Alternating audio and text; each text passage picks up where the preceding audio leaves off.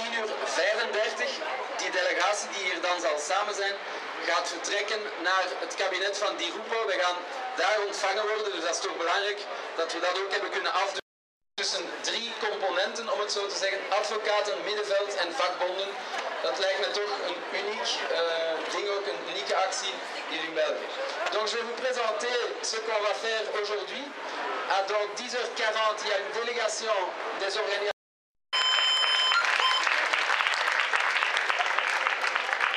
Van de delegatie gaan dus deel uitmaken mevrouw Christine Mahy, secrétaire-générale van le Réseau Wallon de lutte contre la pauvreté, mevrouw Hilde Linsen, die het netwerk tegen armoede vertegenwoordigt, mevrouw Magda de Meijer, president van de Vrouwenraad, Côté Néerlandophone, confrère Jean-Marc Picard, qui représente avocat.be, ou confrère Bademaker, s'ils allaient encore me dire qui allait venir de ces deux personnes-là. Il y a M. Jean-François Tamellini, qui est secrétaire général national de la HCTB. Les attaques contre la démocratie. En France, il y a quelques jours, un jeune homme de 18 ans s'est fait tabasser à mort par des fascistes, simplement parce qu'il avait osé exprimer ses opinions. En Espagne, au Portugal, en Italie, en Turquie, en Afrique, partout, ceux qui tiennent les rênes du pouvoir cherchent à casser la démocratie. En Grèce, ils ont réussi il y a quelques jours à couper la télévision publique pour mieux bâillonner ceux qui dénoncent les dérives du système et qui proposent une autre voie. L'étape suivante, et on n'en est pas loin dans certains pays, c'est de brûler les livres d'histoire, et on sait où ça nous mène, ne l'oublions jamais. Alors, en Belgique, nous n'en sommes pas encore là, pas encore, mais notre démocratie est largement mise à mal. Il y a quelque temps, le gouvernement a voulu criminaliser les mouvements sociaux en élargissant la loi antiterroriste aux syndicats notamment. Il y a évidemment les sanctions administratives communales qui sont aussi une atteinte à la démocratie. Et la volonté du gouvernement de casser l'aide juridique pour tous est un grave danger pour notre démocratie. Le gouvernement nous dit que la justice coûte cher, qu'il y a trop de pauvres qui recourent aux avocats prodéo, ce qui engorge le système. Alors, pour désengorger le système, le gouvernement ne trouve rien de mieux à faire que de rendre plus difficile l'accès à la justice pour les plus défavorisés. Oui, dans ce pays, il y a beaucoup de trous de pauvreté. 200 000 citoyens vivent aujourd'hui sous le seuil de pauvreté. Et avec les mesures qui ont été prises par le gouvernement, notamment liées au chômage, d'ici 2015, il y aura 350 000 citoyens en dessous du seuil de pauvreté. Dans ce pays, il y a un pensionné sur 4 qui vit sous le seuil de pauvreté, dont beaucoup de femmes.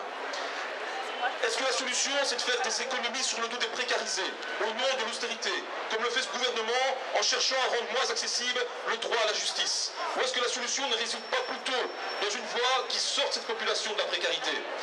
Et en attendant de les sortir de cette pauvreté, de permettre à tous, en tout cas à tous les citoyens, de pouvoir bénéficier d'une justice équitable et accessible. Le gouvernement a choisi la voie de l'exclusion, comme il exclut les chômeurs, comme il exclut les sans-papiers, comme il exclut certains immigrés. Il veut exclure les plus défavorisés de l'accès à l'assistance juridique. En augmentant les tarifs pour l'accès à l'assistance juridique, en augmentant le ticket modérateur pour l'accès aux avocats prodéo, quand on vit déjà sous le seuil de pauvreté, le gouvernement sait très bien qu'il exclut les plus précarisés. Il faut refinancer le droit à l'assistance juridique, mais pas sur le dos des plus précarisés. La plateforme Justice pour tous, et j'en finis après ça, à laquelle s'associe la HDB, restera aux côtés de tous ceux qui seraient exclus de l'accès au droit fondamental que constitue le droit à une justice de qualité. Que le gouvernement soit convaincu, on le répétera dans quelques minutes, que la HDB continuera avec l'ensemble des acteurs à lui tenir tête pour défendre les droits des travailleurs, avec ou sans emploi, avec ou sans papier, d'ici ou d'ailleurs. Parce qu'une démocratie ne peut pas se concevoir en pratiquant l'exclusion. La justice pour tous est un élément. Je vous dis merci d'être là aujourd'hui. Et au nom des organisations de défense des droits des étrangers, nous sommes venus dire au Premier ministre que nous sommes sidérés qu'il porte ce projet de réforme et qu'il puisse en plus dire qu'elle est équilibrée. Nous sommes venus lui dire que déjà aujourd'hui, alors que l'accès à la justice et l'accès à la justice prodéo est absolument clé pour les étrangers, pour les demandeurs d'asile, pour les personnes enfermées, pour les étrangers précaires qui n'arrivent pas à avoir accès, par exemple, à l'aide sociale, cette question de l'accès au prodéo est clé et que déjà aujourd'hui, contrairement à ce qu'ils pensent, elle n'est pas simple du tout. Alors, réforme, il devait y avoir, on est bien d'accord, mais pas cette réforme-là. Pas comme ça, et il faut absolument qu'ils prennent conscience des conséquences que vont avoir cette réforme. Et donc, ce que nous allons lui demander, c'est de la bloquer, d'avoir le courage de la bloquer, le temps qu'une vraie concertation ait lieu pour produire de vraies bonnes solutions, une vraie bonne réforme. Aujourd'hui, on n'y est pas du tout et on ne peut pas nous laisser se leurrer et dire publiquement que c'est une bonne réforme et qu'elle va résoudre les problèmes existants qui ne sont même pas correctement nommés. Merci. Ik denk aan het niet gerespecteerd worden of toch dat gevoel hebben. Dus zij hebben nu al niet het gevoel van hun recht te kunnen hebben waar dat zij wel degelijk recht op hebben. Als daarbij nog eens een extra financiële drempel zou komen, maakt men het deze mensen absoluut onmogelijk om hun rechten op te eisen. L'homologue de Hilde, Hilde n'est pas présidente, mais du côté wallon, donc c'est Christine Mailly du réseau Wallonne contre la pauvreté. Christine. Bonjour, derrière le réseau belge aussi, puisque je suis président du réseau belge et du réseau wallon, et donc de tous les habitants du pays, c'est plus d'1 600 000 personnes en situation de pauvreté qui parlent. Parce que les personnes en situation de pauvreté, contrairement à ce que nos décideurs politiques ont tendance à penser pour le moment, ont une intelligence de survie, une intelligence citoyenne proposante, qui fait qu'à travers nous, mais aussi en leur présence, il est possible de discuter des enjeux aussi importants que la justice. Donc ce qu'on demande, et ce qui est à ajouter à ce qui a été dit jusqu'à présent, c'est que s'il y a réforme, il faut qu'il y ait plateforme, et qu'il faut qu'il y ait du temps. Et le temps, c'est le temps aussi des gens. Et donc c'est le rythme des gens. Et on ne fait pas une bonne réforme, et on ne fait pas de bonnes dispositions politiques quand on méprise son peuple et quand on croit qu'on sait tout à sa place. Or aujourd'hui, depuis longtemps, il y a toutes sortes de réformes qui sont mises en place, de décisions politiques qui sont prises, en déconsidérant le peuple et en le considérant irresponsable. Dans cette réforme aussi, il y a ce discours-là. Il semblerait que les gens en difficulté abusent de l'usage de la justice. Quand la justice est l'élément de régulation démocratique, quand aujourd'hui le délitement des droits d'accès au logement, à la santé, etc., d'autres l'ont dit, sont en train de se détruire et de faire que des gens arrivent en justice malgré eux. Parce que les droits fondamentaux ne sont plus rencontrés, et bien voilà qu'on ajoute une couche et qu'on met la justice qui doit être le garant de cette démocratie pour créer l'égalité et le droit pour tous dans le panier. Or, telle qu'elle est organisée aujourd'hui, même si elle a des défauts et qu'elle peut être réformée, elle n'est déjà pas accessible pour tout le monde. Elle est déjà rendue difficile pour tout le monde. Et sur le plan financier, mais aussi sur le plan du décalage culturel, sur la compréhension et l'accessibilité, la vulgarisation de ce que devrait être le monde de la justice. Elle est rendue difficile parce que les gens n'osent pas aller faire usage de leurs droits, parce qu'ils ont peur d'aller en justice et de perdre le peu de ce qu'ils défendent dans leurs acquis, parce qu'ils sont en face de propriétaires difficiles, parce qu'ils sont en face d'un CPS qui va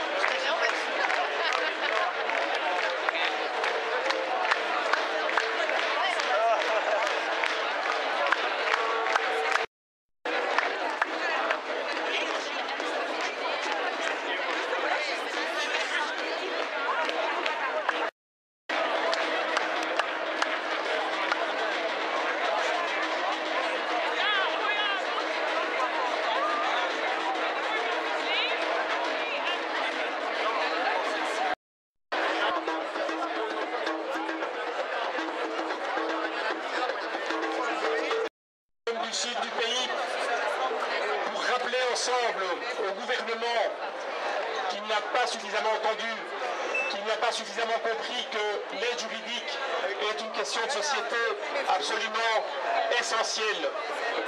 Parce qu'il n'y a pas de démocratie sans justice pour tous.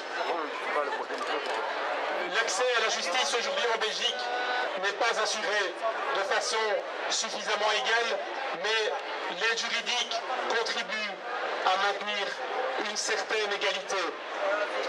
Eh bien, cette certaine égalité fait l'objet d'une attaque véritablement frontale de la part du gouvernement.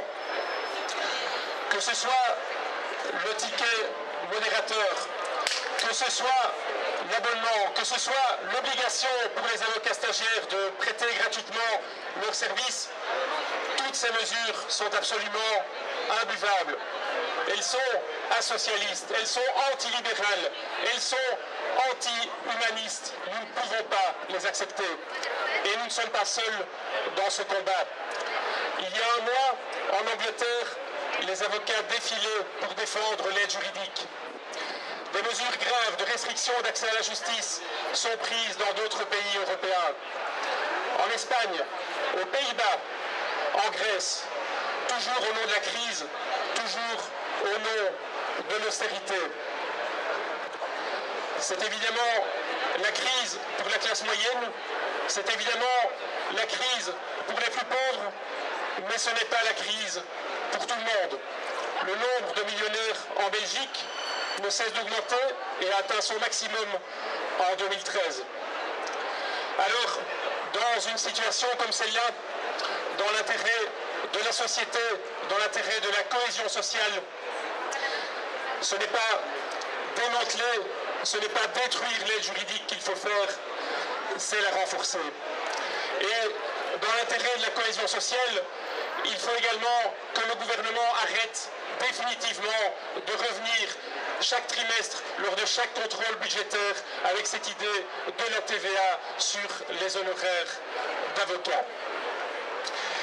Il faut remettre de façon beaucoup plus large sur l'ouvrage la réforme de l'accès à la justice. Il faut le faire en pensant large. Nous avons en Belgique un des meilleurs systèmes de soins de santé grâce à la mutualisation. Eh bien, soyons audacieux et faisons la même chose en ce qui concerne l'accès à la justice. Mais avant cela, mettons un holà définitif à ce projet actuel de réforme du gouvernement. Merci. Merci du syndicat des avocats pour la démocratie. Voilà, maintenant je donne la parole à... Formidable, où les attaques directes, brutales, contre les jeunes et les milieux populaires sont les... Présidente de l'ASM, l'association syndicale des magistrats. Les acteurs y contribuent.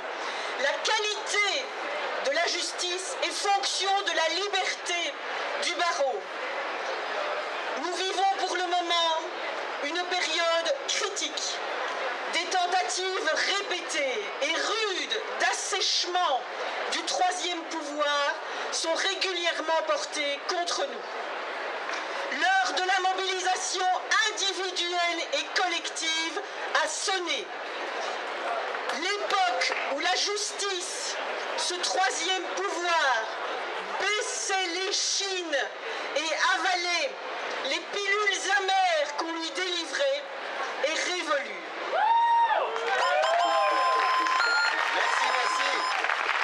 Voilà.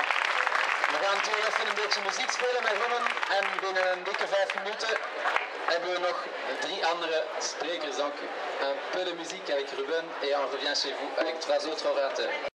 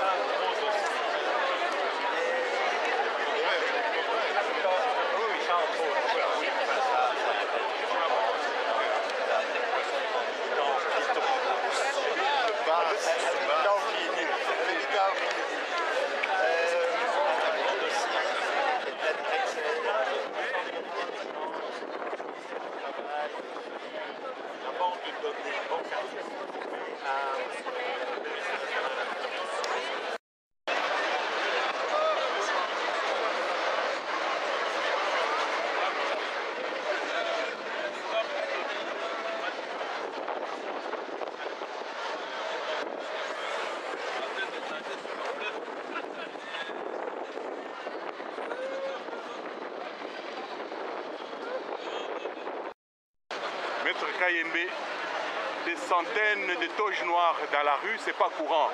À quoi est-ce qu'on peut expliquer ce mouvement à cet endroit? On explique ce mouvement par tout simplement l'atteinte à un droit fondamental qui est le droit de la défense. Évidemment, le droit de se faire assister par un avocat dans le cadre de l'aide juridique. C'est-à-dire qu'il y a des gens démunis en Belgique, il y en a de plus en plus d'ailleurs parce que les entreprises ferment jour après jour en Belgique et le nombre de personnes qui ont accès à l'aide juridique ne fait qu'augmenter. Mais la ministre veut démanteler le système d'aide juridique par plusieurs processus et carrément réduire l'enveloppe de l'aide juridique. Voilà. Oui, l'aide juridique concrètement pour les gens qui ne sont pas du domaine, c'est-à-dire quoi? L'aide juridique, c'est le droit de se faire assister par un avocat que l'État paiera plus tard. Voilà. Ah, autrement dit, l'État ne veut plus payer pour ceux qui ne peuvent pas payer. L'État veut payer moins, beaucoup moins, veut réduire l'enveloppe et veut payer beaucoup moins et veut réduire l'enveloppe. Et c'est-à-dire que il y a des gens effectivement qui n'auront plus accès à l'aide juridique et ils veulent mettre un système de ticket modérateur, c'est-à-dire que le justiciable payera une contribution. Or, il y a des gens qui sont carrément sur la rue, qui ont besoin de se faire défendre par un avocat et le fait de payer une contribution va évidemment paralyser et décourager ces gens-là pour aller se faire défendre devant un juge. Bon, vous n'êtes pas seul, vous avez certains de vos confrères avec vous. Oui. S'ils peuvent ajouter un élément là-dessus, oui. L'élément le plus important qu'on peut ajouter, c'est comme Maître Kayembe venait de le dire, si l'enveloppe vraiment est réduite, beaucoup de personnes notamment qui sont originaires, qui ont droit à l'aide juridique par rapport aux droits des étrangers par exemple, n'auront pas un avocat s'ils ne peuvent pas payer le ticket modérateur qui sera exigé. On ne sait même pas combien ces gens devront payer, et ce qui fait que quand quelqu'un vient demander l'asile, par exemple, il vient de l'Afrique, il va se retrouver sans avocat, alors qu'il ne maîtrise pas le système juridique ou le système judiciaire belge. Ça vaut la peine qu'un homme du domaine qui connaisse bien disons, le mécanisme juridique puisse l'assister. Alors quelqu'un qui demande l'asile sans avocat, ça me paraît un peu très difficile à maîtriser, d'autant plus que le droit étranger, c'est parmi les matières les plus compliquées, les matières qui sont soumises à des modifications presque au quotidien. Et donc, je pense que l'aide juridique est très importante pour les personnes, notamment qui proviennent des États ou des pays étrangers et qui fuient leurs autorités. Je pense aux pays des Grands Lacs, je pense à d'autres pays comme la Syrie pour l'instant. Toutes ces personnes-là peuvent venir en Belgique et ne pas bénéficier d'un avocat parce qu'elles ne sont pas dans les conditions. Je vais demander à mon confrère d'ajouter autre chose, même s'il n'est pas en toge. Oui. Donc, Maître Kassongo Delvaux. Oui, vous avez quelque chose à ajouter, M. Delvaux? Je crois que mes deux prédécesseurs confrères, ils ont tout dit. Je me demande comment certaines personnes ils auront accès à la justice, d'autant plus qu'on demande à ces personnes, on instaure un système de tickets modérateurs et de plus en plus des personnes qui sont tombées dans la marginalité dans la société, on ne sait pas comment ils vont financer. Donc s'ils ne peuvent pas financer les tickets modérateurs, je ne sais pas comment on va le défendre. Voilà, ok.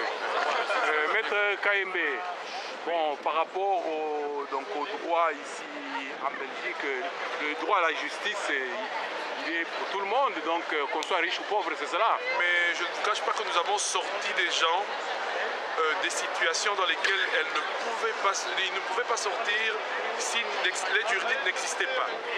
C'est-à-dire que là, on va favoriser les riches. Vous avez vu derrière moi, l'aide juridique n'est pas réservée à certains avocats d'une certaine catégorie. Tout avocat fait de l'aide juridique. Et c'est ce qu'il faut comprendre.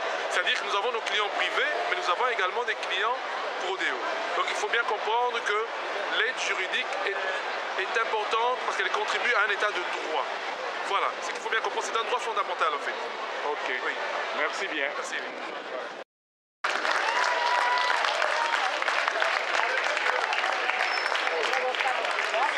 Alors, la lutte ne fait que continuer et commencer. Nous étions 600 aujourd'hui et nous espérons bien obtenir des résultats positifs de cette rencontre de notre délégation. Alors il est peut-être bon en attendant qu'ils reviennent de nous rappeler les quelques enjeux de notre manifestation d'aujourd'hui. L'accès à l'aide juridique gratuite et de qualité. Démantèlement de l'aide juridique. Mais on reste là, on ne bougera pas, tant que le groupe ne se ressaisit pas. Mais on reste là, on ne bougera pas, tant que le groupe ne se ressaisit pas. Refinancement du système de l'aide juridique. Justice de classe. Mais on reste là, on ne bougera pas, tant que le groupe ne se ressaisit pas. Mais on reste là, on ne bougera pas, tant que le groupe ne se ressaisit pas. Effectivité de l'aide juridique. Oui. Économie à tout prix. Non. Mais on reste là, on ne bougera pas, tant que le groupe ne se ressaisit pas. On est curieux là. Alors, comme les membres néerlandophones de la délégation ont dû repartir vers d'autres aventures urgentes, donc je vais demander à Ivo de traduire. Bon, la discussion a été assez acharnée et minutée, donc on n'a pas rencontré le premier parce que, on l'a su ce matin, lui était mobilisé sur une autre question, donc il rencontrait les interlocuteurs sociaux sur la question des préavis employés-ouvriers. Et donc, ce qui est positif pour nous, c'est que je pense qu'ils étaient vraiment impressionnés par la nature de la mobilisation. Pas par la taille, mais par la nature de la mobilisation. Par le fait qu'ils avaient face à eux aussi bien les organisations de lutte contre la pauvreté que les organisations droit et défense des étrangers, que les représentants des ordres des avocats. Là, ils ont le sentiment qu'effectivement quelque chose se passe et ils disent, bah oui, c'est vrai, on ne vous a pas entendu. Et c'était probablement une erreur. Ce qui est très clair, malgré la discussion acharnée, c'est qu'ils ne stopperont pas la machine législative. Elle est lancée, les discussions en commission ont déjà eu lieu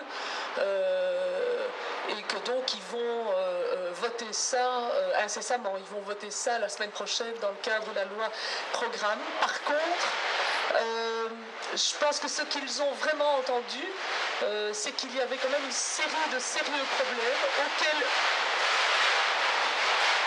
auxquels eux disent qu'il y a encore moyen d'apporter des améliorations après le vote. Même si ça nous paraît un peu, pour certains aspects, surréaliste. Mais bon, ils disent en tout cas que sur les publics exemptés, que ça, ils veulent vraiment nous entendre sur cette question. Aussi, je pense qu'ils ont été impressionnés par l'illustration apportée par une série d'entre nous sur les conditions de travail des avocats et sur ce que ça va entraîner pour l'accès des publics à des avocats de qualité et prodéo. Et je pense qu'ils ont aussi entendu tous nos argumentaires sur l'absence totale de prévention, l'absence totale d'action sur des services, que ce soit les CPAS, l'Office des étrangers ou d'autres services, qui génèrent des problèmes qui après doivent être combattus via l'accès à l'aide juridique. Je pense que ces éléments-là, ils les ont entendus et donc ils se sont, enfin il sait, le chef de cabinet du premier, s'est engagé à demander qu'il y ait un débat avec nous et avec la ministre Turtelbaum rapidement, à ce qu'on puisse vraiment travailler sur tous ces aspects. Mais donc clairement, ils sont dans la solidarité gouvernementale et donc ils n'arrêteront pas la machine. Ce que nous avons clairement demandé, c'est, puisque on est d'accord sur le fait qu'il faut une réforme, c'est une mauvaise réforme, donc stoppons la machine, faisons un arrêt et travaillons pour en faire une bonne réforme. On n'en est pas là, mais il y a des choses possibles encore à faire dans ce dossier et on va s'y atteler. On se disait il disait, voilà, il va encore y avoir le débat au Parlement, que ça vaudrait la peine si on en avait l'énergie. De toute façon, on va envoyer un courrier à tous les parlementaires, francophones et néerlandophones, reprécisant notre analyse d'où elle vient et ce qu'on pense qui ne va pas du tout dans cette réforme et ce qu'on veut qu'il change. On n'est pas sûr qu'il y aura le temps de faire encore un débat. On a demandé une audition au Parlement. Ils avaient l'air d'intéressés et en même temps de dire que le délai est tellement court. Et généralement, les auditions aussi, elles se font au niveau des commissions et le temps en commission est déjà dépassé. Voilà, je ne sais pas si quelqu'un de la délégation veut rajouter l'un ou l'autre point. Moi, en tout cas, c'est ce que j'en ai retenu. Dus veel vragen en wat u gehoord hebt daar juist al voor de Nederlandstaligen. Moet ik mee naar rechts? Nog meer naar rechts. Voor de Nederlandstaligen, waar men eigenlijk van verschoten is, dat is de samenstelling van de delegatie. En ik denk dat dat belangrijk was vandaag. Dat heel wat meer mensen dan alleen maar advocaten of alleen maar mensen van het middenveld bezorgd zijn om dat belangrijke grondrecht, die toegang tot de rechter, te handhaven en te bewaren en veilig te stellen voor de toekomst. Ik denk dat men daar hoofdzakelijk van verschoten is. Wat u ook hebt begrepen daar juist van Fred is dat naar de toekomst toe de machine is vertrokken. En de hervorming van de juridische bijstand, al betreuren we dan dat die zo beperkt is geweest tot een reeks van budgettaire maatregelen, die machine van die hervorming van de juridische bijstand, die gaat in ieder geval verder. Wat we als signaal hebben willen geven, en ik denk dat dat signaal wel toegekomen is en eigenlijk de samenvatting is van de hele discussie op het kabinet, dat is als men een hervorming doet, kan die uiteraard niet beperkt zijn tot budgettaire maatregelen, maar dan mag die in ieder geval niet de zwaksten die in deze moeilijke tijden al zo moeilijk toegang hebben tot de rechter, die ook nog treffen. En ik hoop dat in de volgende besprekingen en zeker binnen de commissie Justitie, als het ontwerp dat nu in eerste lezing is naar de Raad van State terugkomt, dat er dan nog ruimte en tijd is voor debat. Men heeft ons correcties beloofd achteraf, maar sta mij toe daaraan te twijfelen. Eenmaal de wet is gestemd, dan is enkel dit hof waarschijnlijk nog de enige toegang om mogelijke wetswijzigingen aan te vechten.